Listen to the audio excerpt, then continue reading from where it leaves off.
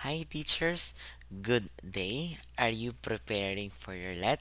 Now, I welcome you to our video for tonight. So for tonight, we will show some questions and drills on facilitating learning. By the way, let me introduce myself. My name is Vincent C. Bayawa, top 1 in the September 2021 licensure examination for professional teachers.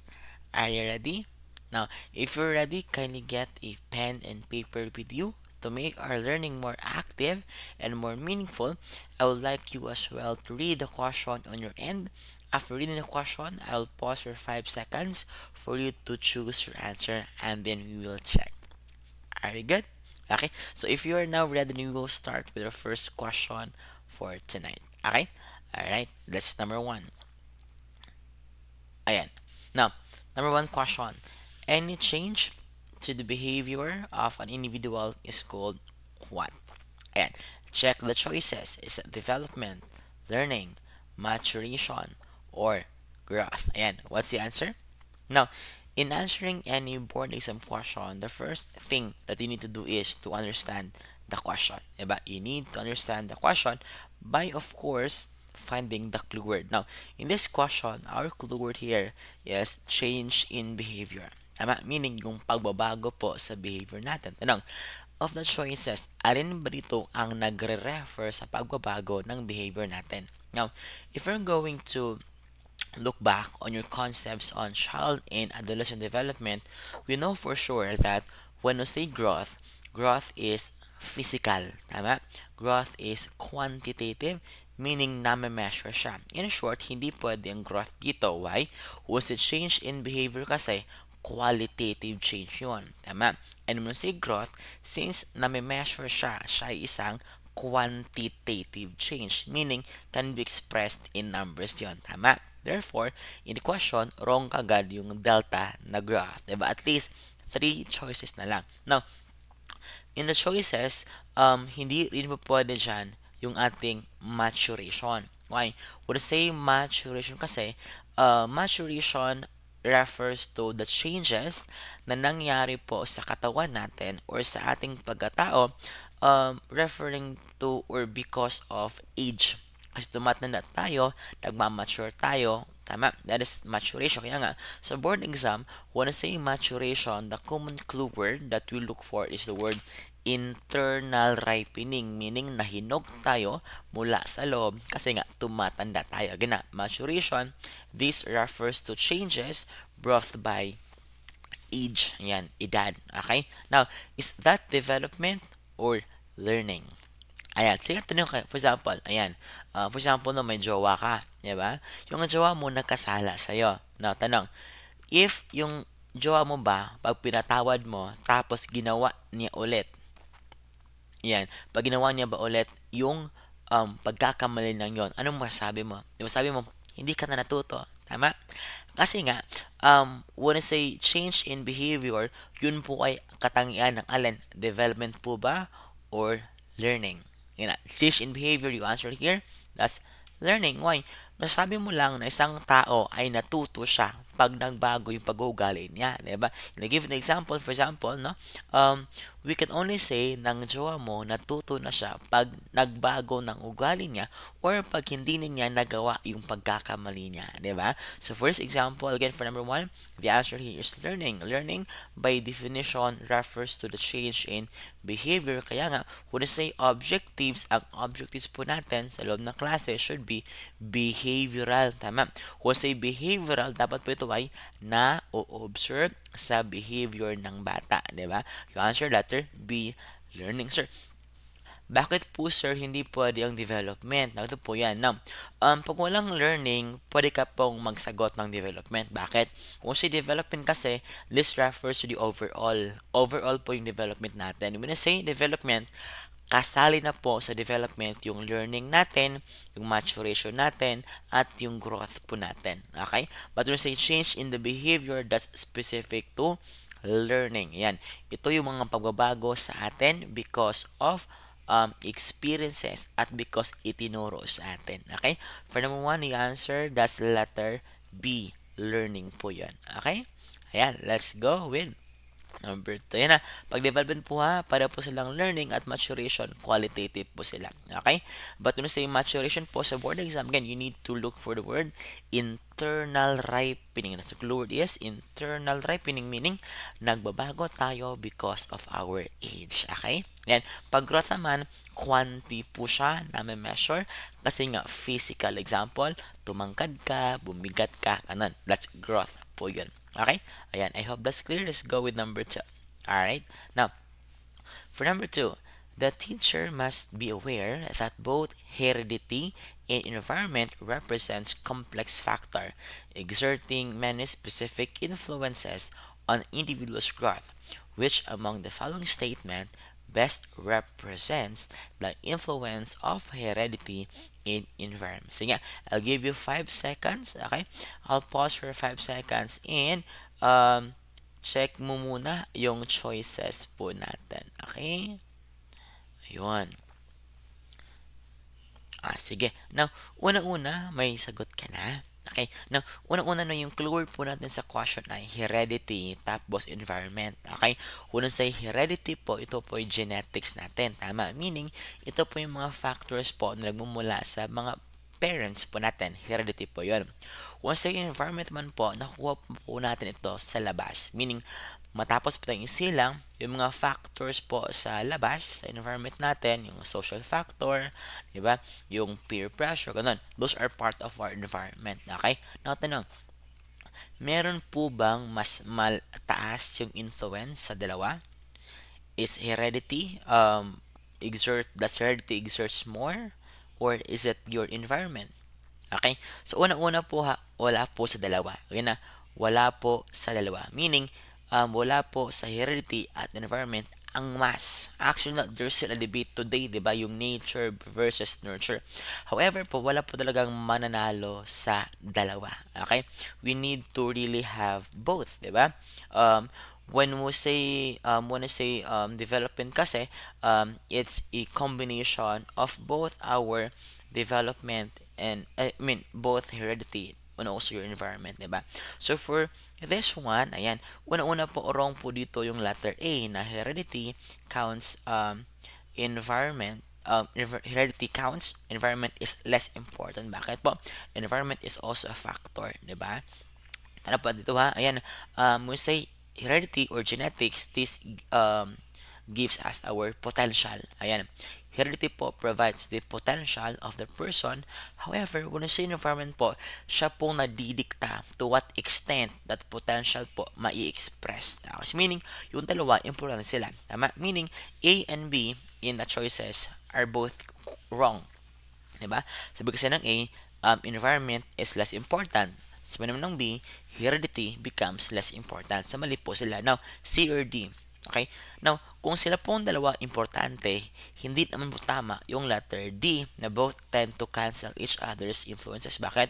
Sobrang negative po niya, di ba? Okay? Though, yes, tama, silang duha are both factor, but in the long run, they just mix and influence you, di ba? Hindi po nila kinakancel ang epekto ng isa't isa. So, for number 2, you answer here, last letter C.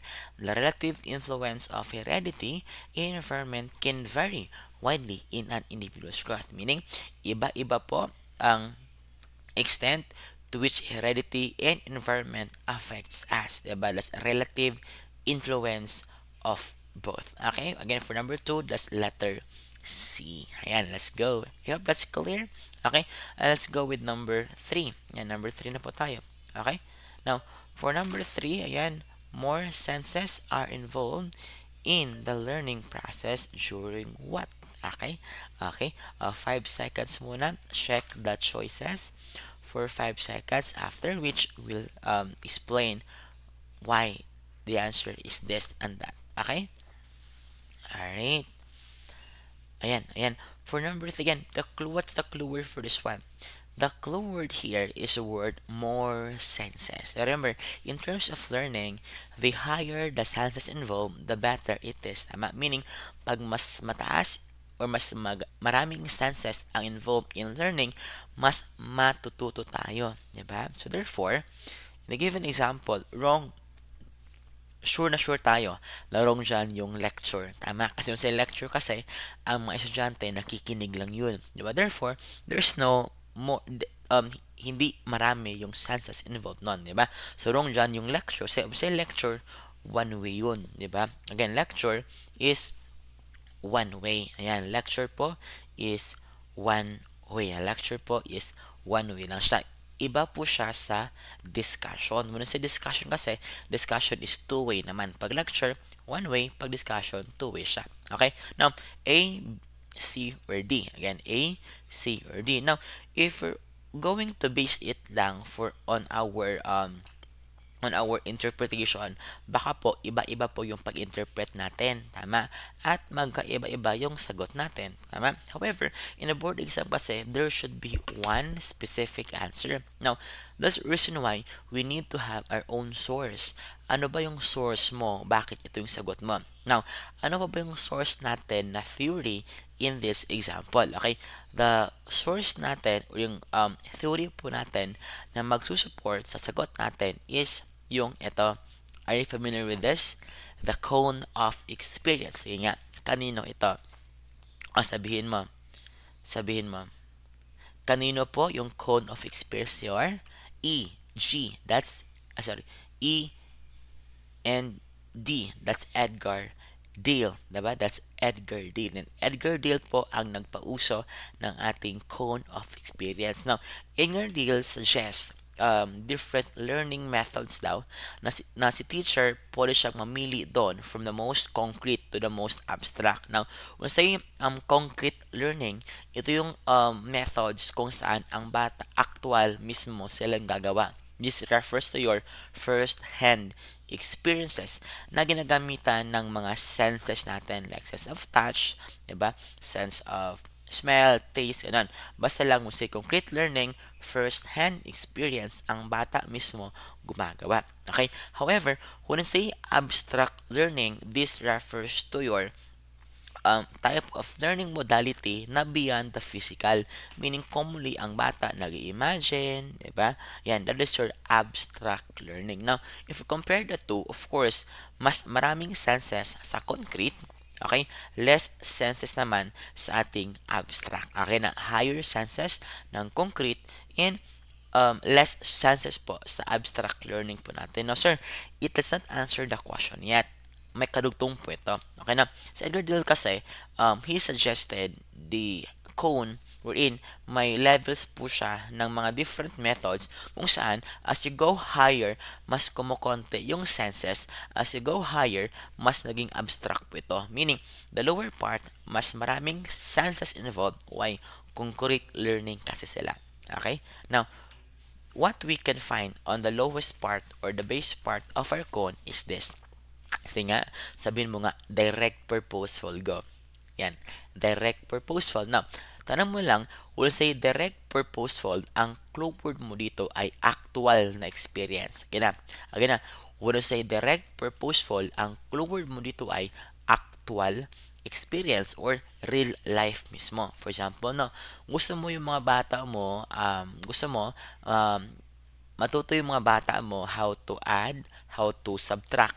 Okay? So, ginawa mo, pinapunta mo sila sa department store to test kung tama ba yung pag-budget nila, pag-add at minus nila sa mga sukli, sa binibili nila. Therefore, since actual department store ang pinuntahan nila, you can say that the experience is direct. Bakit? Actual kasi, real life ito. Nako ha? No sir, what if sir, parang delikado pag lobas yung mga bata? So gawin ko na lang, magtinda-tindahan kami sa loob ng classroom wherein ang mga bata bibili sa akin at itetest ko kung tama ba yung pag-compute nila. Anong ginawa mo dyan?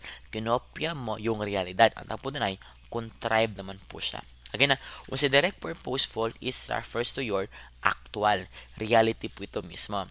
However, when say contrive naman, letter C, that's copy of reality. Kinopya mo yung totoo. Example po, yung model po, contrive pa din yun. Bakit? Ang model kasi is still a copy of reality.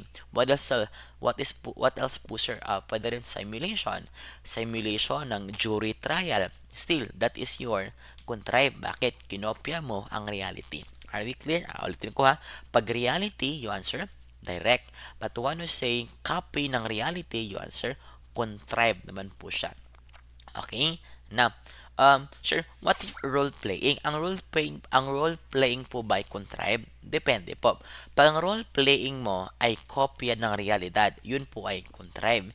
Pag role playing mo can have different subject or different topic, that is already your dramatized. Actually po, yung role playing kasi pwede siyang maklasify under dramatized. That's mean role playing po dapat dramatized po siya. However, pag nire-role play ng bata ay enactment from the real life, maging simulation po siya, di ba? Therefore, contrived po siya. Ganyan, pag dramatize kasi, it can have any other topic. Basta lang ang bata takes a particular role, ayan, and the act based on their role, that's dramatization. Dramatize po siya. Okay, now, if you compare the three, again, since ang direct purpose po ang nasa pinakababa, siya po yung mas may maraming senses. Okay? As you go higher, nagkakaroon ng less senses involvement. So, meaning, after drama, we have your demonstration.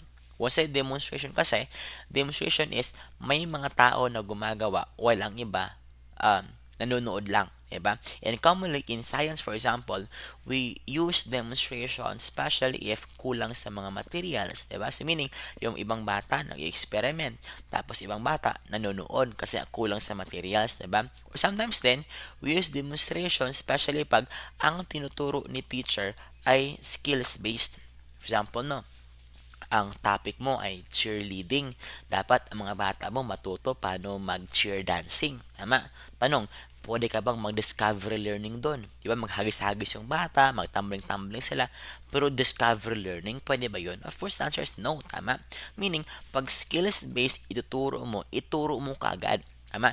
I-demo mo paano gawin parang bata may idea sila. In that way, maiwasan natin yung mga insidente. At the same time, mas madali ang pagkatuto ng mga bata. Okay na, pag demonstration, ang one person or a group nagpi-perform while ang iba nanonood. Okay? Commonly taught pag skills-based ang itinuturo. Okay? Now, we have your study trip or your field trip. Tapos, exhibit. Tapos, yung TV natin. Tapos, yung motion picture natin. Yung recordings natin. Yung field trip hanggang recordings, parang self-explanatory po siya. So, we'll not go deeper with that one, ha? And, the final two here, we have your visual symbol and we have here your verbal symbol. Now, ito po siya. When say visual symbols refers to mga icons like pictures, graphs, tables. Visual po yon. When say verbal naman, ito po mga word-based. Like example, yung handout natin, yung libro natin, basta word-based po siya, yun ay verbal symbol. Pag picture-based naman po siya, like graphs, chart, yun po ay visual symbols. Again na, now, in this, if you can see here, there's a hierarchy, tama? Meaning, as you go higher, nagkakaroon ng abstraction, less ang senses involved. As you go lower naman, sa base naman po, mas maraming senses involved. Why? Concrete kasi siya. Kaya nga, when say cone of experience po, may similarity po sila sa ating Brunner's three-tiered instruction. Wherein sabi ng Brunner, may three modes. We have your inactive, iconic, tapos symbolic, diba? Kung say inactive, actual experience. Iconic, tinitingnan ng mata, picture. Pag symbolic naman, mga words, symbols ang ginagamit. Okay? Now, balikan natin yung tanong. Okay? Alin ba dito yung more senses are involved? Di ba kanina, tinanggal na natin yung lecture. Ang lecture kasi ay symbolic po siya. Okay? Exhibit, demonstration, field trip. Ano bang clue natin? More senses, diba? Therefore, hanapin natin alin ba sa kanila ang nasa pinakababa. Okay? Now, exhibit, demonstration, field trip. Now, if we're going to go back here, ang demonstration, nasaan? Demonstration, after dramatize, diba? That's demonstration, field trip, exhibit. In short, pinakababa sa tatlo ay ang ating demonstration. Therefore, demonstration is the answer. Nakuha ba? Okay? Now, in Prof Ed, you don't need to memorize answer. Hindi ka po dapat mag-memorize. Bakit? Possible kasi ibahin yung tanong, diba? Or possible din baguhin yung choices. Therefore, you need to understand the concept, not the answer. Kaya huwag mong i-memorize yung answer, intindihin mo po yung concept. Kasi nga, pag iniba ang choices, for example na, ang choice dito ay exhibit, lecture, demonstration, tapos field trip. Sir, what if, what if po may drama? What if may dramatization? Do you answer dramatization? Kasi nga, ang dramatize po ay nasa baba ng demonstration. Nakuha ba? So again, you don't need to memorize the answer. Understand the concept. Kasi nga, pag Prof Ed, commonly, binabago po ng board yung tanong or binabago yung choices. Okay? But I hope that's clear. Let's go with number 4. Ayan. For number 4, what materials can be used when intended materials are not available? Okay? I'll give you 5 seconds to check the choices. Okay? Pili ng sagot. Yan. May sagot ka na, isulat mo. Okay? Alright. Now, for this one, ayan, ano bang clue natin dito? Ang clue po natin dito ay when intended materials are not available. Tama? So, meaning, unang-una, hindi pwede ang audiovisual. Sure na sure, hindi. Okay? Wrong din po diyan yung digital materials. Tama? When I say digital materials kasi, isasagot mo lang po siya pag ang tanong ay anong klaseng materials ang gagamitin natin sa 21st century learner? You answer digital materials. Bakit?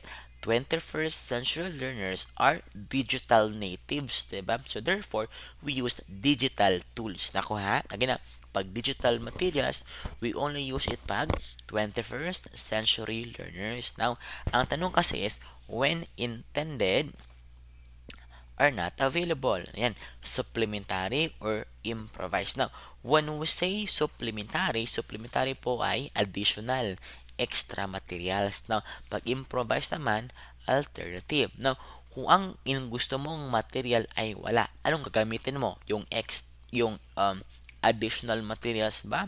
Or yung alternative? O, yung answer yun, alternative, di ba? For example, di ba, may crush ka, di ba? Yung crush mo, binasted ka. Anong gagawin mo? Doon ka sa alternative mo, 'di ba? Yung crush number 2 mo naman, 'di ba? Ganun po 'yun. Pag walang intended, you go with the improvised or alternative. Are we clear? Okay? Let's go with number 5. 5 po. What is the lowest form of learning? Ayan. Ang tanong na to, lumalabasin po ito sa Gen Ed. More commonly sa Gen Ed, ang tinatanong po doon ay lowest form of learning in animals. Okay? Now, for profit po, lowest form of learning lang. Ayan, 5 seconds. Tingnan mo yung tanong. Check the choices. Ayan, perceive, respond, conditioning, and teaching. Ayan, kasi lowest po siya, wrong po dyan yung teaching. Diba? We can actually say po na teaching is the highest form of learning kasi nga malaman mo lang na fully mastered mo na yung isang concept pag kaya mo na itong ituro. Diba? So, hindi po yung teaching dyan. Now, perceiving, responding, or conditioning. Now, mali din po yung respond. Kasi pag respond po, may stimulus na nakapasok. Ang responding is secondary. Pangalawa po siya na step, 'di ba? Receive, perceiving po or conditioning. Now, kung say Prof Ed, pag tinatanong ka, what's the lowest form of learning? You answer here po, perceiving. Gana, you do not answer conditioning. Why? Yung conditioning kasi is pagkasanay na. Gana, ang conditioning ay pagkasanay na. In short, bago ka masanay, there should be perception and responding. Okay? There's a perception, responding, tapos conditioning. When we say perception kasi, this refers to pagpasok ng mga stimulus from the environment through your senses. Okay?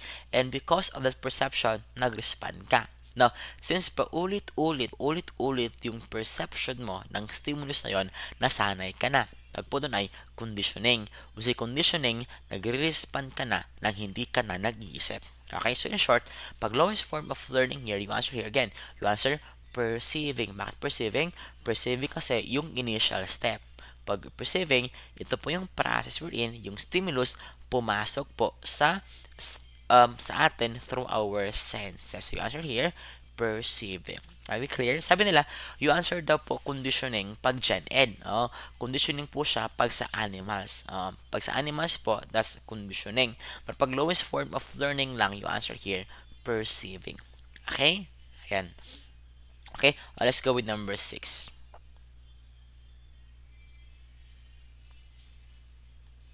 Ayan. Now, teacher A observed that one of his followers excels in activities requiring strength, speed, flexibility, balance, and hand and eye coordination. Now, excuse me. Ayan. According to Howard Gardner, such natural intelligence can be identified as a what? Okay? I'll give you 5 seconds to check the question and check the choices. Alright?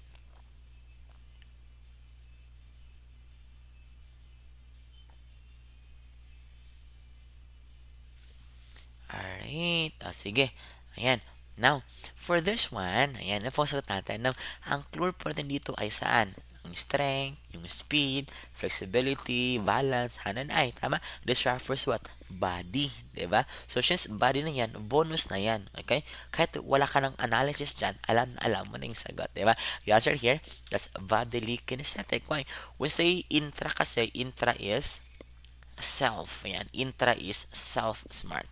Pag inter naman, that's people smart. Pag verbal linguistic, yun po ay word smart. Diba? Ganun, pag intra, self. Pag inter, people. Pag verbal linguistic, yun po ay word smart naman. Are we clear? Ayan, ayan. Huwag niyo pong pansinin yung label dyan. Nagkabaliktad po yung people tsaka self, ha? Ayan. Huwag niyo po yung screenshot. Nagkabaliktad po sila. Ayan. Pag intra, that's self dapat yan. Pag inter naman, people dapat yan. Okay? Let's go number 7. Ayan. Ito naman tayo. Values. Ayan. Values of agreeable, disagreeable, or strong sensual. Ayan. Alin po dito yung agreeable, disagreeable, or strong sensual? Now, check the choices. Okay, I'll give you 5 seconds.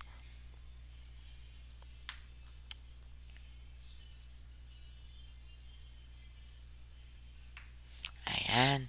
Now, for this one, unang-una, again, ang ano bang clue din dito? Ayan.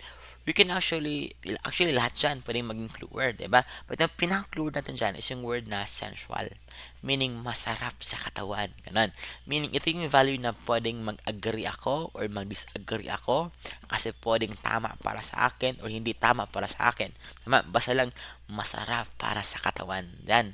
Pag masarap para sa katawan, ang sagot natin, wala pong iba, di ba? The answer here, that's pleasure. Now, sir, ano ba yung clue word natin? Ano ba yung ano ba yung reason natin? Bakit po pleasure value? Now, ang atin pong basis sa tanong na to ay ito, the hierarchy of values ni Max Scheller. Di ba? Now, according to Scheller, a person acts, reveal, um, our act reveals our value preferences. Tama? And we have 4 levels: pleasure, vital, spiritual, and values of the holy. When say pleasure, pleasure refers to pangkatawan. Ayan, pag masarap para sa katawan, yun po ay ating pleasure values. Kaya nga, ang clue word po natin dito ay word na sensual feelings, diba? Yung word na pleasant, all of those are all about our pleasure. Yun po yung na pag-pleasure, sensual. Ayan, pleasant, masarap, maganda sa katawan. Now, kung say vital naman po, importante para sa katawan. Ang pag vital, importante para sa well-being natin, para maging healthy po tayo. Ayan, yun po yung ating vital value. Yung pag vital value po, again, pag vital value, vital or importante. Yan. Importante po ito para po sa katawan natin. Okay? Kung sa espiritu naman, this refers to values that are good for your spirit. Ayan, ito po yung remember kasi, when say spirit, this refers to something independent from our body, di ba? Kaya nga, remember, under our pillars, we have your learning to be. Sabi doon sa learning to be, hindi pwedeng katawan lang, hindi pwedeng utak lang. Sabi nga, a man doesn't live by bread alone, di ba? Ang tao hindi nabubuhay sa ano ba yung bread? Hindi nabubuhay sa tinapay lamang, di ba? Dapat na po may coke. Ganun. Meaning, dapat po, may something din para sa kaluluwa natin. Okay? And the values aligned to that are your spiritual. Ito pong aesthetic value natin, diba? Yung ugliness or being beautiful, the right and wrong, and the values of pure knowledge. Now, kung say values of the holy naman, this refers to your beliefs, adoration, and belief. Ayan, yung mga paniniwala natin na pang santo, santa, ganun. Ayan, values of the holy po. Yun na pag importante pa sa katawan, vital. Pag sensual, maganda sa feelings ng katawan, that's pleasure. That's why you answer here, pleasure values. Okay? Ayan, let's go with number 8. Ayan. The professional standard in the PQF is best understood as a what? Ayan. I'll give you 5 seconds to check the choices and also check the question. Okay? No? Unang-una, ayan, may sagot ka na. Ayan. Now, pag may sagot na, una-una sabihin mo muna nga, PQF. Go. Ayan. When say PQF, PQF here stands for your Philippine Qualifications Framework. Tama na ba? PQF stands for, again, that's Philippine Qualifications Framework. Tama? Now, ang PQF po natin ay nakabase sa AQRF or ASEAN Qualifications Reference Framework. Tanong, ano po ba yung pagkakaintindi natin sa standard na nakasaad sa PQF. Now, since ang PQF po ay nakabase po sa standard ng ASEAN nations, we can actually say, unang-una, mali po yung civic conduct at mali po yung ethical code. Kasi nga, ito po ay professional standard. It's either a law or a benchmark. At wala naman pong batas all about PQF, diba? So, answer here, benchmark. Remember, when say benchmarking kasi, we follow the best practices ng iba, tapos ina-adapt natin. Remember, ang PQF na Philippine Qualifications Framework, inadapt natin based from AQRF or your ASEAN Qualifications Reference Framework. Therefore, kung ano po yung mga best practices sa ibang ASEAN nations, we adapt it at in-apply po natin sa sarili nating framework. In short, yung pagkakaintindi po natin dapat dito as a benchmark. Meaning, kung ano po yung best practice nila, in-apply po natin dito sa atin. That is your as a benchmark. Okay, for number 8 po, pag PQF po, best understood as a benchmark. Okay, meaning, ano yung good or best practices nila, ina-apply natin po sa ating own standard. Okay? Very good. Ayan. Ayan. Okay pa kayo? Yan. I hope you're still good po ha. Yan. Hindi ka pa pwedeng mag-aral while nakahiga ha. You need to sit down or stand tapos magsulat ka. Okay? Dapat mag-isip ka. Kasi pag nakikinig ka lang, medyo less yung learnings doon. Okay? Less yung retention. So, dapat talaga magsulat, mag-isip. Di ba? Dapat active yung utak. Okay? Ayan. Let's go with number 9. Ayan. The proponent of learning by heart, heads, and hands. Kanino po ito? Yan. Itong tanong na to, lumabas na po ito sa mga previous board exam. Okay? At dapat malaman mo ito. Okay? Yan. Yan. Heart, head, and hands. So, 5 seconds. Sige nga, itinan mo yung tanong. At tingnan po natin kung sino sa kanila ang nagsabi nun. Okay? So, unang-una naman, di ba, sure na sure ka, hindi yan si Frobel. Diba? Kay si Frobel, sabi niya, siya kasi yung father of your kindergarten. Diba? Pag kindergarten, Frobel. Okay? Hindi siya si Frobel. Okay? Hindi rin yan si Vygotsky. Diba? Kasi pag Vygotsky, siya po yung socio-cultural theory na nagpauso ng scaffolding. Diba? Pag scaffolding, socio-cultural, Vygotsky. Now, Herbert Pestalozzi. Ayan. Yung iba kasi, sabi na, Sir, heart, heads, hands, edi triple H. Yung pang-apat si Herbert. Ayan. But the answer is no. It's not Herbert. It's your Pestalozzi. And pag learning by heart, head, and hand, you answer Pestalozzi. Anas Pestalozzi. Sir, what if po, sir, pinalitan? My question kasi, hindi po head. Sabi sa question is mind. Heart, mind, and hand. Still, Pestalozzi po yun ha. Pestalozzi still. Heart, head, or mind, tapos hand. That's Pestalozzi still. Are we clear? Okay, again, pag Frobel, founder of Kinder, Pag Vygotsky po yung scaffolding sa kanyang socio-cultural theory, and yung ZPD niya. ZPD stands for what? That's Zone of Proximal Development. Diba? Ayan, yun kay ayan, Vygotsky. Okay, again, for this one na, heart, hand, and hand, you answer, that is your Pestalozzi. That's Pestalozzi. Are we clear? Ayan. Okay, good sa'yo dyan, good sa'yo. Okay, how's your score? Okay pa? Ayan, let's go number 10. Ayan, open environment for discussing opinions without fear of being wrong. Ayan, open environment, tapos without fear of being wrong, tapos discussion of opinion. O sige, ano kaya ang sagot? O, 5 seconds. Wait lang, water break tayo ha. Ayan. So, unang-una po, ayan, may sagot ka na. Okay? Kung may sagot ka na, sige, i-discuss po natin, no? Unang-una, hindi yan pwede committee. Kasi nga, open environment daw. Kung say committee kasi, committee is something formal. Tama? Where may panel, di ba? May, where nag-represent sila on a panel sa committee. Or pwede rin pong music committee. These are a group of experts. Committee yan. Okay, now, A, B, or C. Hindi pwede ang debate kasi ang debate po is not all about discussion of opinion. Sa debate kasi, we're discussing argument.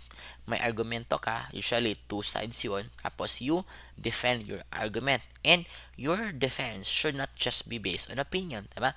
Para manalo ka sa debate, dapat may punto, may sense, at may backup talaga yung defense mo. Diba? Yung sabihin na, mama mo, ganun. Diba? Hindi pwede pag-debate ka nun. Diba? Now, buzz or symposium. Now, the answer for this will be buzz. The word buzz meaning parang BCB. Busy na mga bubuyo. Ganun. Bakit sila busy? Kasi they are discussing their opinion. Now, bakit sobrang ingay nila? Kasi nga, ang opinion nila is taken into consideration. Meaning, in a buzz session, everybody in a group are free to discuss and share their opinion na walang halong judgment. Diba? That's letter B, buzz session. Kasi pag symposium naman, parang siyang formal gathering. We're in at the end of a seminar, for example, diba? May mic sa gitna. Tapos yung mga audience, may chance na magtanong. Anon, that is your symposium. Diba? Yeah, symposium is pa siyang formal. May expert is magtatanong. Anon. O, yung answer for number 10, that's letter B, buzz session po yan. Okay? Ayan. Let's go with number 11. Ayan. A teacher who is moody, loner, easily giving up, with poor interpersonal relationship, lacks what quality of being a good teacher? Yan. Ano pong kulang or wala sa kanya?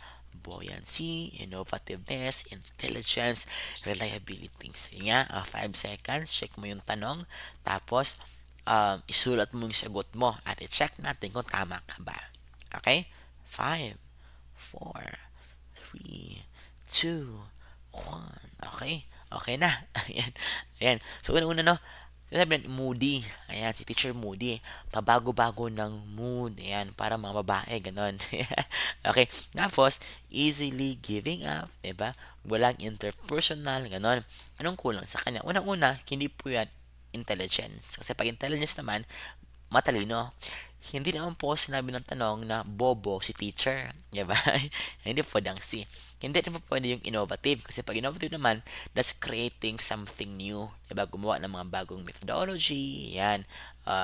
That's innovative. That's creativity. Ganun. Pag innovative, that refers to creativity. O, hindi siya pwede. Now, A or D. Ayan. O, hindi din po pwedeng reliability po ha. Pag reliability kasi, this refers to dapat consistent na po yung words and action mo. Meaning, dependable ka, trustworthy ka. That's reliability. Na pag reliability, meaning po na ay maaasahan. Diba? O, you answer here what? You answer here, buoyancy. Why? Bakit buoyancy? When say buoyancy kasi, this refers to, di ba? When say buoyant on our science, meaning magaan, di ba? Pinupush ng water paangat, o buoyancy, meaning magaan yung attitude, yun. Lively, cheerful, friendly. O, yun po yung buoyancy. Yun po yung wala sa kanya. Okay? Una-una, moody. Mabigat yung pakiramdam. Diba? Yung always mabigat yung mukha. Ganon. Diba? Loner. Easily giving up. Walang interpersonal. Hindi siya cheerful. Diba? Hindi siya friendly. Wala siyang buoyancy. Let's letter again. 11. Let's letter A. Buoyancy. Alright, let's go number 12. Ayan. Teacher A is sincere and honest in words and deeds as he has what? Ayan. Ano pong clue dito? Sincere. Honest. Hindi na, say 5 seconds muna. Sorry, na-carried away. 5 seconds muna. Na-check ko muna. Ayan. Anong clue word? Sincere. Honest. Hindi pwedeng buoyancy. Bakit? Nasagot na kasi. Charot. Ayan. Hindi pwedeng buoyancy. Bakit? Pag buoyancy kasi ulit cheerful, friendly. Hindi pwede. Hindi po rin innovative. Kasi pag innovative naman, creativity. Now, C or D? Yung answer, letter D. Kasi nga, sincere po siya. Di ba? Nakikinig sa'yo. Di ba? Genuine. Ganon. Tapos, honest in words and deeds. Therefore, maasahan mo talaga siya. Di ba? O yung answer, letter D. Reliability. Di ba? Dependable. Trustworthy. Ganon. That's letter D. Reliability. Okay? Let's go number 13. Yan. Along Piaget's principle, what will you apply? Along the need to use props and visual aids to help children understand ideas. Okay? 5 seconds. Tingnan mo muna yung question, anong clue word mo, at anong sagot mo. Yan, 5.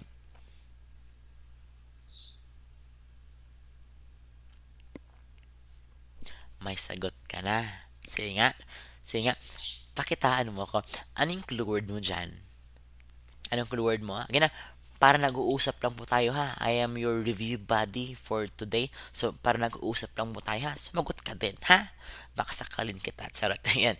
Ayan. Ano pong clue word mo? Ang clue word mo dyan ay use of props tapos visual aid. Diba? Props tapos visual aid. So, therefore, kasi props po yan tapos visual aid, hindi pwede yung dialogue exchange. Tama? Kasi pag dialogue exchange, nag-uusap kayo. Walang props dun. At hindi yun visual aid. Diba? Wrong ang A. So, wrong din po dyan yung letter D na field trip. 'Di ba? Kasi ang field trip, dinadala mo sila sa isang museum, sa isang park, sa zoo. Tama? So, meaning, hindi po siya visual aid. 'Di ba? B or C.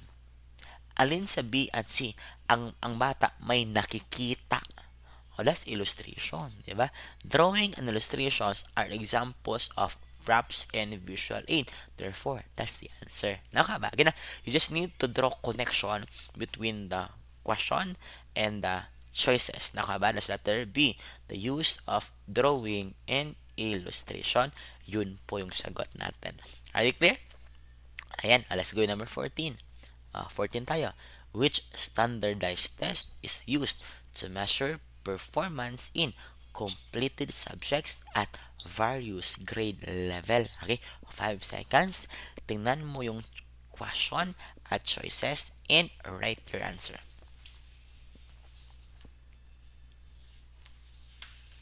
Ayan. Ano pong clue word natin sa 14? Ang clue word dyan ay, measure what? Performance in completed. Tapos na. 'Di ba? So, unang-una, hindi pwede dyan yung intelligence. Kasi pag intelligence test, IQ. Measures your IQ. Tama? Sige nga, tanong, ano ba yung formula in finding our IQ? Sige nga, ano po ang formula in finding IQ? Pag IQ, that is your mental age or edad ng pag-iisip divided by chronological age, edad natin actual, times 100. Again na, pag IQ, that is your mental age over chronological age times 100. Now, hindi pwedeng di. Mali din po yung ating remedial test. Bakit? Pag remedial test kasi, ito ay muling turo matapos malaman anong problema ng mga bata at hindi nila intindihan ang unang turo mo, 'di ba? For example, now we have a so-called diagnostic test. Ang diagnostic test measures our strengths and weaknesses, 'di ba? Now, based on their weakness, ituturo mo ulit 'yon para ang bata maintindihan talaga. Ang tawag po doon ay remedial, tama? Tapos pa exam ka based on the remedial, tapos po doon ay remedial test. O hindi pwede ang A. Now, achievement aptitude. Yung answer, achievement test. Bakit? Completed subject. Meaning, ito yung subject na na-achieve na nila. Kaya ang tawag ay achievement test. Again na, completed subject kasi. Therefore, achieved subject. The answer, achievement test. Okay na 14, that's letter B again, plus your achievement test. Are we clear? Okay. Now, yung aptitude naman, actually, aptitude measures your success. Okay na, pag measure success, you go for aptitude. Now, ano bang halimbawa ng ating aptitude test? Example po nun ay entrance exam. Ayan. Entrance exam is not a pre-test, ha? Hindi po yung pre-test. Yun po isang aptitude test which measures success. O, tanong nga, buddy, pag ikaw ba hindi nakapasa sa entrance exam, tatanggapin ka ba? Ha? Pwede ba hindi? Sure, pwede pag magbigay ako ng 5,000, ganon. Ha? Of course, hindi. Bakit? Ang entrance exam kasi ay isang aptitude test. Now, pag binagsak mo ang aptitude test mo, ibig sabihin nun, sa program na yon, hindi ka magiging successful. Kaya nga, hindi ka nila tinatanggap. Kasi sabi nila, why should we accept you kung in the long run, hindi ka magiging successful dito? Kaya nga, sabi nila, uy, try ka different school or try ka ibang program. Baka pumasa ka doon, ede, maging successful ka. Diba? Ayan, that is your aptitude test. Example doon ay entrance exam. Are we clear? Ayan, 14 first letter, B, achievement. Bakit? Completed subject. Kasi, therefore, achieved subject yun. Ayan, let's go with number 15. And how would you describe Teacher J's initiative in relating to everyone in class without playing favorite? Ayan, ang pong clue natin dito, relating to everyone in class, di ba? Ayan, sige, we have 5 seconds to check the choices and write your answer. Again, you need to write, ha? Okay. Sige. Ayan. Relating to everyone. The word here, everyone. Hindi pwede ang competitive. Tama? At hindi pwede ang exclusive. Ang sagot? Inclusive, constructive. Everyone. O, sagot. That's inclusive. Bakit? The word include. Diba? Meaning mo say inclusive, include mo ang lahat. That's relating to everyone. Diba? Last letter B. Inclusivity yun. Diba? Very good. 16 tayo.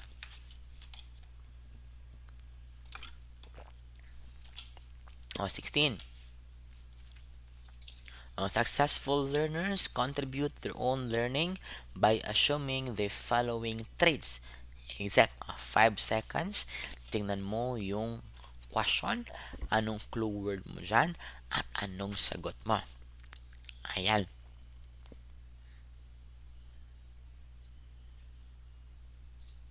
Ting, ting, ting, ting. Ayan. Now, first one. Now, ano pong clue word natin for number 16? The word successful. Diba? Meaning, we need to look for good. Kasi successful, good. However, may word pala na except. Ayan. Sa board exam kasi, everybody, sa board exam po ha, you need to always encircle or underline yung mga negative words or negative statement like not, but, except. Anon. Bakit? Possible kasi ma-overlook mo ito. And remember, one word lang yan, but it can change the answer. Diba? Yan. Now, since except po siya, una-una, tama yung goal-directed. So, if you want to be successful, dapat may goal ka. For example, you want to top the board exam. You want to pass the board exam. Dapat una lang, gustuhin mo. That's the goal. Okay? That's the first one. Goal. Dapat ba i-active sila? Yes, diba? For us to be successful, dapat active and involved tayo. Kaya nga, if you want to pass the board exam, huwag kang humiga dyan. Dapat ngayon, nakatayo ka or nakaupo ka. That's being active at sumasagot ka. Diba? Kahit sa screen lang tayo, dapat sumasagot ka. Kasi nga, if you want to become successful in the upcoming licensure exam, dapat active ka.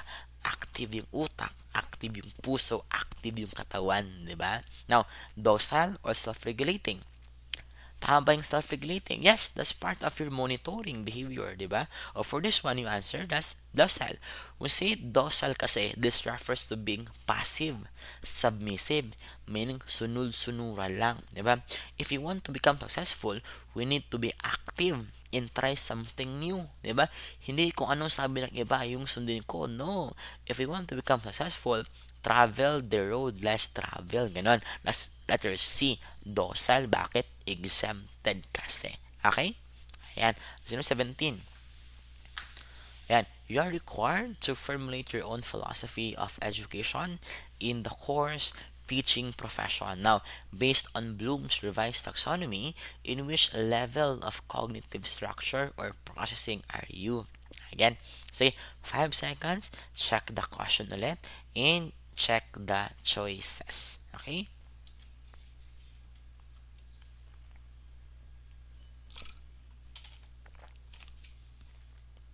Ayan, may sagot ka na. Ano mang clue word mo dyan? Based on Bloom's revised taxonomy. Remember, kung say Bloom's kasi, may dalawang version yon, di ba? We have your old version ni Bloom's talaga at yung revised version ng estudyante niya, di ba? Ni si Anderson. Now, ano pang clue natin? Formulate your own philosophy, meaning paggawa ng sarili mong filosofiya. Okay? Now, una, review muna natin. When say, Bloom's taxonomy ng original, ano pong mga words ginagamit nila? Nouns or verbs? Nouns or verbs? Nung original, noun po yun. Pero pag bago, verb. Ay sabi nila, learning is active. Therefore, we need to use action word. Pag action word, that's your verbs. Diba? Now, ano bang highest ng ating original? Pag original, highest dun ay evaluation. Tama? Ano po yung highest when say revised? Yun po ay creating naman. Diba? Ano po yung lowest ng original? Knowledge. Ano po yung lowest ng ating revised? That's remembering, di ba? Ayan na. Kasi formulate ito, meaning paggawa. Therefore, wag ka nang mag-overthink. Yung answer here, create. Okay, kasi pag-apply, meaning doon, ginamit mo siya in real life. That's apply. Kung si analyze naman, yun po ay breakdown. Pag breakdown, analyze. Pag build up, synthesis or creating. Diba? Pag evaluate naman, judge. Answer here, create. Again, bakit po create? Formulate kasi. O, yung answer, letter B, creating yun. Are we goods? Ayan, let's go number 18. What kind of knowledge processing was involved when teacher A asked his students to reflect on themselves as self-learners? Ayan, ano kaya yung sagot? Okay, 5 seconds, check the question and check your choices.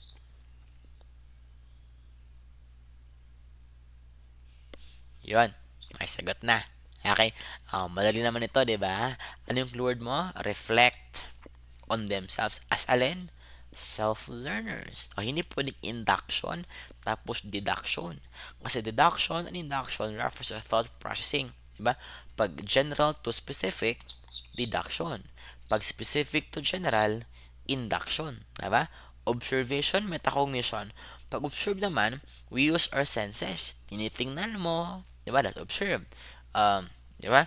Meaning, pag observation, that refers again the use of senses. Tama? Dito naman kasi, sorry, that in here kasi, nagre-reflect sila. Diba? Pag magre-reflect sila, yung answer here, metacog. Because metacognition is a self-assessment. Diba? This refers to what? Learning how to learn, thinking about thinking. Tanong, sino ang nag-coin nito? Yung answer, John Flabel. Diba? That's John Flabel coined metacognition. Again, it's here again. Thinking about thinking and learning how to learn. Are you clear? Okay, let's go with number 19. Uh, basahin mo muna ang tanong. Okay. Ayan. How does a novice learner acquire information? 5 seconds.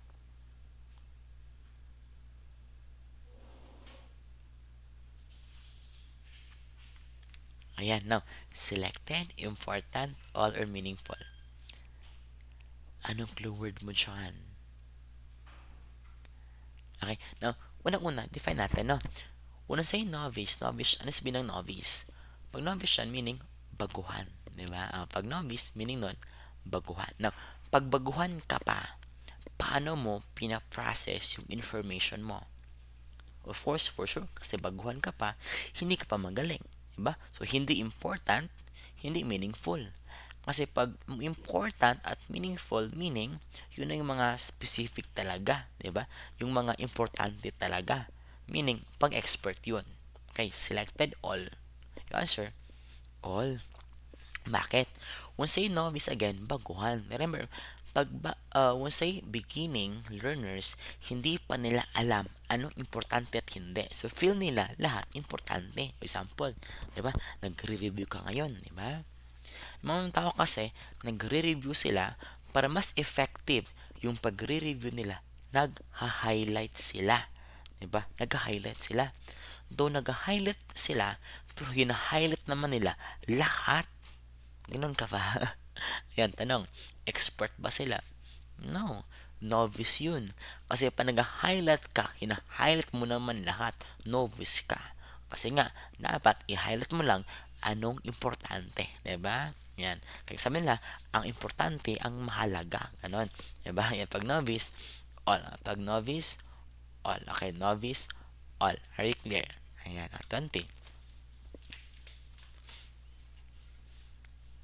Ayan. Oh, which cognitive ability is tested in the essay question? A listing of ways to tackle noise pollution. Again, 5 seconds. May 5 seconds ka to check the question and formulate your own answer. Okay? Oh, may sagot ka na. Yan. Ano bang clue word mo dyan? Okay, ang clue word po natin sa number 20 ay ito. Diba? Listing of ways. Now, when you list ways, anong sagot? Okay, pag list ways yan, of course, hindi pwede ang infer. Pag infer kasi, you make an inference or you make a prediction based on a data. Diba? That's inference. Ngayon kasi, ang question kasi is, gumawa ka lang ng list. Diba? Hindi pwedeng infer. Kasi pag infer again, infer is predicting based on data. Mali si C. Mali rin si generalization. Mismo say generalization, you make it universal. Diba? Yung mali ang D. Now, A or C? Sorry, A or B? List. That's creating. Kung say classify kasi, that refers to grouping. Diba? Kung say grouping, may mga bagay na binigay sa'yo, grupo mo siya on a particular criteria, classifying yon. Dito kasi, gumawa ka ng list paano i-tackle yung noise pollution. Therefore, creating siya kasi nga gumawa ka mismo. Diba? Are you clear? Ayan. Let's go number 21. Ayan. So for this video po, we'll only finish 25 item. So stay tuned for the part 2. We'll cover 26 to 50. Okay? Ayan. Unti-unti na po natin para hindi ka po ma-overwhelm. Tapos makapagpahinga ka pa ng maayos. Diba? Nagpapahinga ka pa ba? Okay? 21. Among thinking skills, analysis means what? Of course, I know for sure, alam mo na ito, di ba? Alam mo ang keyword natin dito, analysis, di ba? Pag analysis, walang iba on all prof ed. Pag analysis ay pag-uusapan, you always answer breakdown. Yun lang. Pag analysis pag-usapan, huwag ka nang mag-overthink. Ang hanapin mo lang dyan ay yung word na breakdown. Ayan, pag analysis, breakdown po yan. Are you good? Okay, 20 tayo. Again, a teaching cycle is not complete without blank of learning. Ayan. Sige nga. Review, recycling, planning, or assessment. 5 seconds.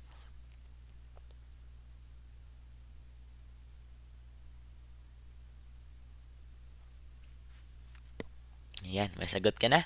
Ayan. Alam mo, clue natin ito. Not complete. Meaning, siya ay pinaka-importanting parte ng teaching. Diba? Tapos, of learning. Una-una, hindi pwedeng recycling. Hindi siya. Alaman, recycling of learning. Di ba? Pangit naman. Mali rin po yung planning of learning. Di ba? Ayan. Okay, now, review or assessment. Hindi kumpleto ang learning mo with ang teaching cycle mo without of course assessment. Kaya nga, sige nga tanong everybody, ano ba yung final or final part ng lesson plan?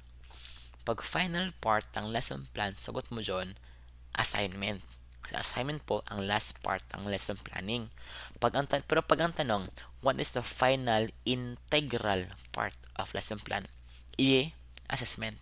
Kasi nga, pwede ka namang hindi magbigay ng assessment. Pero hindi ka pwedeng walang assessment. Why? When you say assessment kasi, it guarantees or it ensures kung bata mo, i-check nito kung ang bata mo may natutunan talaga. Therefore, very integral siya or very important po siya. Are we clear? Naka po ba? You remember, for example, no, nagtuturo ka, di ba? After mong ituro yon, tatanungin mo sa estudyante mo, class, may tanong kayo? Ano sagot nila? Wala po. Diba? Class, may naintindihan?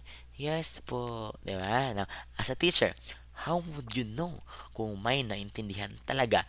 You conduct assessment. Kaya nga, hindi kumpleto yung teaching cycle natin pag walang assessment of learning. Are you clear? Okay? 23. Ayan, Teacher A would like to cover a wide variety of objectives in the quarterly examinations in his English class lesson on subject-verb agreement. Now, which among the following type of test is the most appropriate? Ayan, 5 seconds, 5, 5, 5. Sige, 5 seconds ha. Check ko muna, 5 seconds.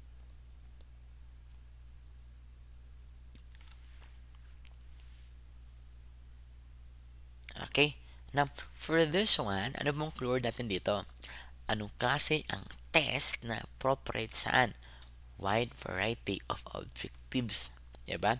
Example, tanong, ang board exam ba, madami bang objectives? Yes, ang dami pong objectives na nakasulat sa TOS ng board. Diba? Now, pag maraming objectives ang target na ma-hit or ma-observe, diba? Anong klaseng test ibibigay natin? We use multiple choice. Kaya nga, ang board exam po nyo ay multiple choice of test. Bakit? Madami kasi ang objectives na target ng board. So, dapat multiple choice ang type of test na ibibigay. Okay, pag true or false at matching type, dapat same topic yun. Dapat same topic kasi bawal ka magbigay pag it represents topics from different subjects, diba? Bawal yun. Pag true or false, matching type, very limited ang topic niya at very limited yung objectives niya na mahihit. Okay? Pag essay naman, yun siya pwede. Pag essay kasi, you can only give essays for mga 3 items, 5 items, diba? So, meaning, hindi talaga malawak ang coverage ng essay. Okay? Pag essay kasi, ang tinitest mo lang dyan ay synthesizing skills ng mga bata. Okay? Pero kung maraming objectives yung target mo, of course, you need to go for multiple choice test. Kasi nga, pag multiple choice test, number 1 and number 2 can be independent. Pwede iba ang topic ng 1 sa topic ng 2. Kasi nga, iba-iba silang tanong. Kaya ang board exam natin ay multiple choice test. Diba? May board exam ba na, no? May part 1 essay, ganun, part 2 true or false, part 3 multiple choice, wala, di ba? Kasi nga, marami pong objectives ang target ng board. So, you go here with your multiple choice test. Okay? Ayan, let's go with number 24. Teacher Dada wants to test students' acquisition of declarative knowledge. Now, which test is appropriate? I'll give you 5 seconds to check your question and answer the question. Okay?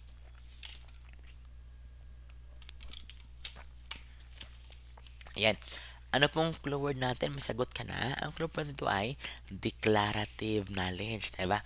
When say declarative knowledge, this refers to knowledge na what, who, when, where. Ganon. Example, sinong pumatay kay Magellan? Ganon.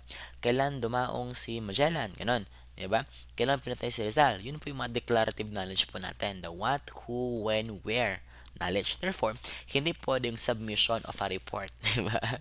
Malayo po siya. Now, hindi naman pwede yung performance test kasi kapag performance test, skills-based ito. Ito yung actual na pagpapakita ng mga natutunan talaga. Therefore, hindi po siya pure recall lang. Kasi pag declarative knowledge, recall knowledge po yun. So, hindi po ng performance na short answer or essay. O say what, who, when, and where, yun po ay nasa short answer. Yung mga fill in the blanks natin. Diba? Example, um, ano yung huling sinabi ni Rizal? Sabi niya, ouch, daddy, ganun. Sabi niya, consumatum est. O, yun po ay short answer. Kasi nga, declarative knowledge po yun.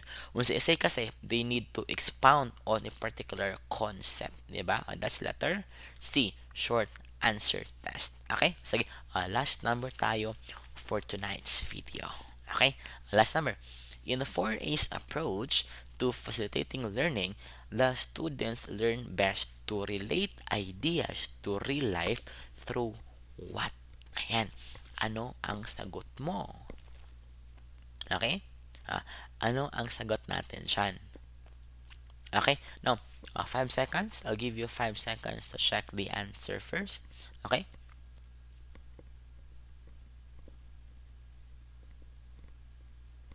Ting. Okay. Now, ano clue word natin?